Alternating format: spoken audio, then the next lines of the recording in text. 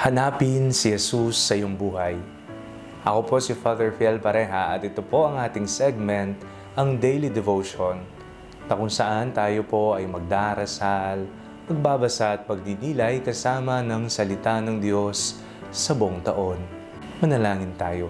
Sa ngalan ng Ama, ng Anak at ng Espiritu Santo. Amen.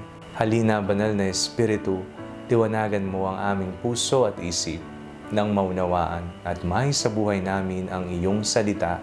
Amen. Our Bible passage for today is from the Gospel of St. John chapter 6, verses 22 to 26, and I read it for you. The next day, the crowd that had stayed on the other side of the lake saw that there had been only one boat there. They also saw that Jesus had not got into the boat with his disciples, but that his disciples had gone away alone. Then some boats from Tiberias came near the place where they had eaten the bread after the Lord had given thanks.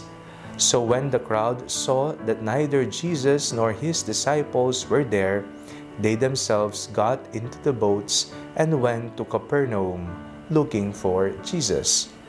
When they found him on the other side of the lake, they said to him, "Rabbi, when did you come here?" Jesus answered them, "Very truly I tell you, you are looking for me not because you saw signs, but because you ate your fill of the loaves." Hanapin si Jesus sa iyong buhay. Alam niyo po, iba-iba po ang ating hinahanap sa ating buhay sa kasalukuyan.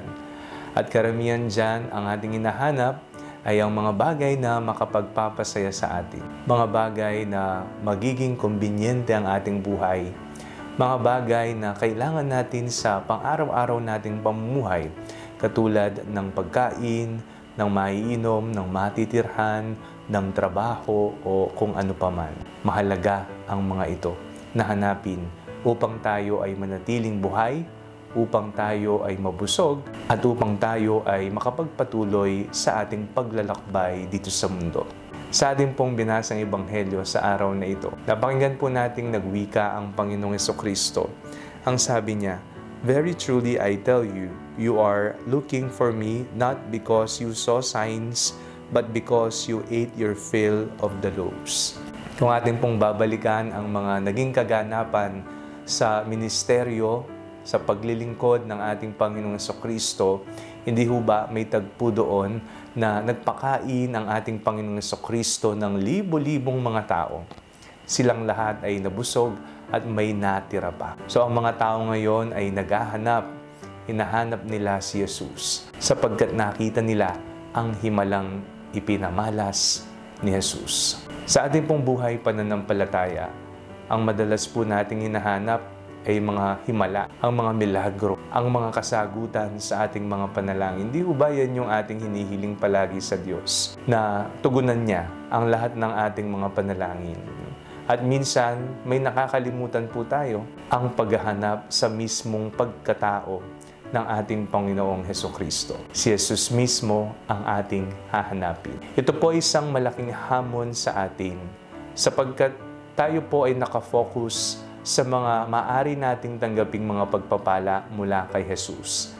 At nakakaligtaan natin na kailangan nating hanapin higit sa lahat ng mga pagpapalang ating matatanggap ay ang mismong ang ating Panginoong Jesucristo.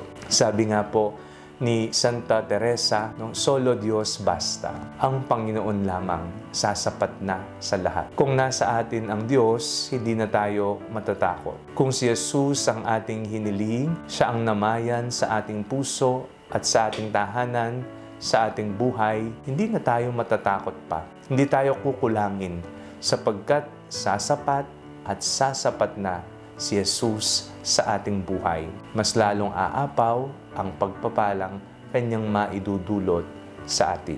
Manalangin tayo. Panginoong Jesucristo, hinihiling po namin hindi nawa kami mawalay sa inyong piling. Pagkaloob niyo po ang lahat ng aming pangailangan sa araw-araw, ngunit higit lalo, magkaroon nawa kami ng isang puso na laging nasasabik na mapasa amin ka araw-araw.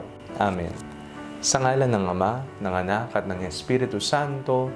Amen. Huwag po ninyong kalimutang i-like ang video ito mag-comment po kayo and share it with your family and friends. Ang Panalangin Bago Matulog ay may sariling Facebook page na po. Huwag niyo pong kakalimutang mag-like at mag-follow dito, and do not forget to subscribe to our YouTube channel. I-click niyo lamang po ang link na nasa description ng video ito, o kaya naman po just search Father Fiel Pareha. God bless you po.